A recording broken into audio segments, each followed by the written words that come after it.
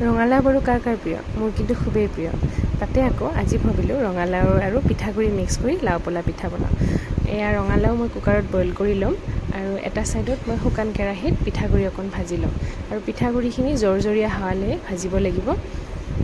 এনেদৰে ভাজি উলিয়াই থ'ম আৰু ঠাণ্ডা হোৱাৰ পিছত আমি এইটো কণ্টেইনাৰত ভৰাই থ'ব পাৰোঁ। আৰু এয়া ইপিনে মোৰ ৰঙালাও বইল হৈ গ'ল আৰু একেলগতে ৰঙালাও আৰু পিঠাগুড়িখিনি ভালদৰে মিক্স কৰি সানি এটা ড' বনাই ল'ম।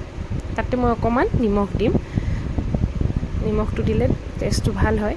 আৰু তাৰপিছত মই সৰু সৰুকৈ এনেদৰে বল বনাই ল'ম আৰু মই কিন্তু ডিপ ফ্ৰাই নকৰোঁ, মই টাৱাত অকণমান তেল দি ফ্ৰাই কৰিম।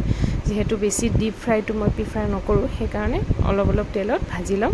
আৰু আনফালে এটা কেৰাহীত মই গুড়ৰ চিৰাপ এটা বনাই ল'ম, গুড় আৰু অকণমান পানী দি উতলাই ল'ম আৰু সেই চিৰাপটোত দি মই তেজপাত আৰু গোটা ইলাইচি ভালদৰে উতলি অহাৰ পিছত তাতে মই পিঠাখিনি দি আৰু অলপ দেৰি উতলাই ল'ম। কম জুইত অকণমান দেৰি পিঠাটো উতলাই লৈ যাতে পিঠাটো ছফ্ট হৈ থাকে। এয়া লাও পলা পিঠা ৰেডি, দেখিলেনে কিমান সহজতে হৈ যায় আৰু সঁচাকৈ খাবলৈ বৰ ধুনীয়া হৈছিলে দেই। আপোনালোকে এবাৰ ট্ৰাই কৰি চাবচোন আৰু মোৰ ভিডিঅ'টো কেনে পালে জনাবলৈ নাপাহৰিব কিন্তু দেই। Bye bye.